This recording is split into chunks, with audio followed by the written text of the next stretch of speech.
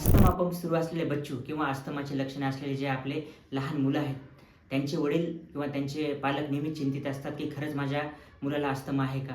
तो किती सिव्हिअर आहे किंवा त्याला सुरू असलेला पंप किती दिवसासाठी घ्यावा लागेल व तो भविष्यात कधी बंद होऊ शकतो का? कारण अशा बच्चूमध्ये जी स्पायरोमेट्री नावाची टेस्ट असते अस्थमाचे निदान व डिसीज प्रोग्रेशन चेक करण्यासाठी, ती जोर न लावता आल्यामुळे केल्या जाऊ शकत नाही.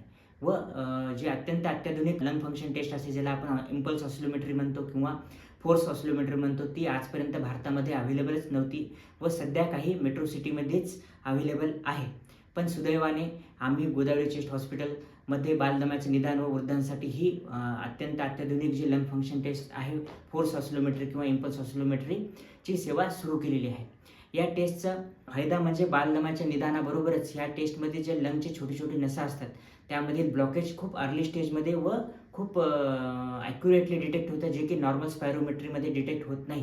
व यामुळे आपण जो अस्थमाचा जे आजार आहे, खूप अर्ली स्टेजमध्ये त्याचं डिटेक्ट करू शकतो, लवकर उपचार सुरू करू शकतो व तुमचा जो आजार आहे वाढण्या अगोदरच त्याला आटोक्यात आणू शकतो. नमस्कार मित्रांनो, मी डॉक्टर पवनगिरी, छातीरोग, हृदयरोग व allergy specialist, Godavari chest hospital, Hingoli.